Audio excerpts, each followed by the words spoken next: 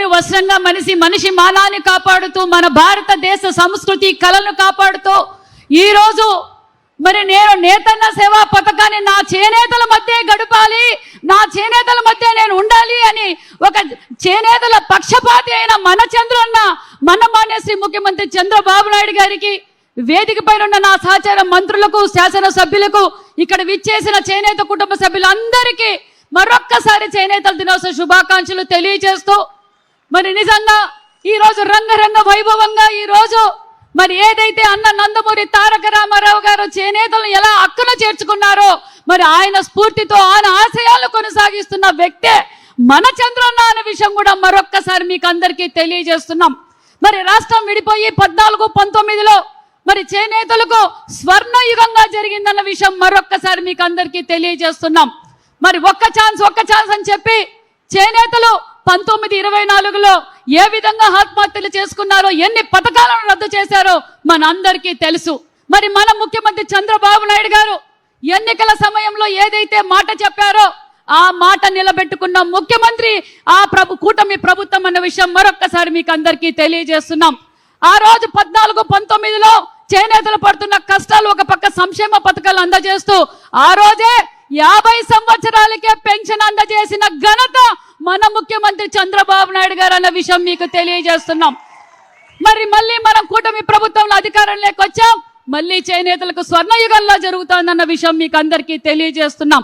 ఒక పక్క 50 సంవత్సరాలకే పెన్షన్, ఏదైతే ఎన్నికల సమయంలో మనం మాట ఇచ్చారో మన ముఖ్యమంత్రి గారు ఉచిత విద్యుత్తు అన్నాం, మరి హ్యాండ్లూమ్కి 200 యూనిట్లు, పవర్ లూమ్కి 500 యూనిట్లు అందజేసిన ఘనత కూటమి ప్రభుత్వం అన్న విషయం మీకు తెలియజేస్తున్నాం.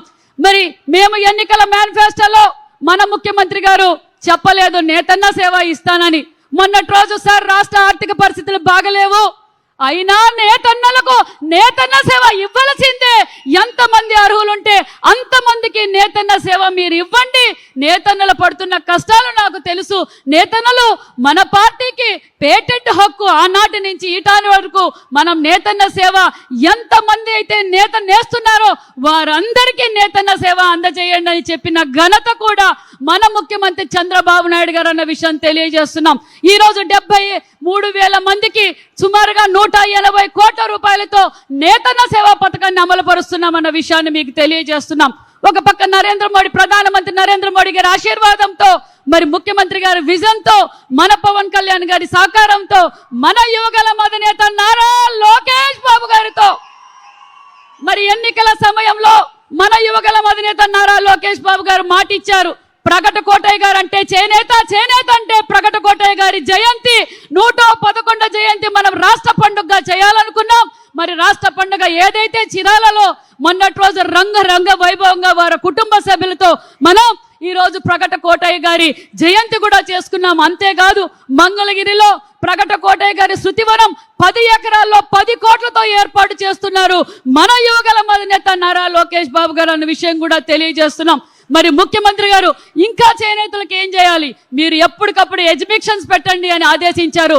దానితో పాటు మరి గ్రామీణ స్థాయిలో ఉన్న చేనేతలకు స్కిల్ డెవలప్మెంట్ ఇవ్వండి, మోడర్న్ డిజైన్స్ అప్గ్రేడ్ చేయండి అనే ఉద్దేశం కూడా మరి మేము ఇవన్నీ చేస్తున్నాం సార్. నిజంగా చేనేతలు చాలా హ్యాపీగా ఉన్నారు సార్ ఈ విషయం అని తెలియజేస్తూ మరి ఇక్కడ ఒక పక్క సంక్షేమ పథకాలు, ఒక పక్క అభివృద్ధి కార్యక్రమాలు, ఒక పక్క పరిశ్రమలు తీసుకొచ్చి ఈరోజు భావితరాల భవిష్యత్ కోసం ఒక మంచి పునాదులు వేస్తున్న ముఖ్యమంత్రి గారు మన చంద్రబాబు నాయుడు గారు అని కూడా తెలియజేస్తూ ముఖ్యంగా నా సోదరి మనకు తెలియజేసేది ఒకటే, ఒక పక్క సూపర్ 6 పథకాలలో మరి దీపం 1 తెచ్చింది చంద్రన్న, దీపం 2 తెచ్చింది చంద్రన్న.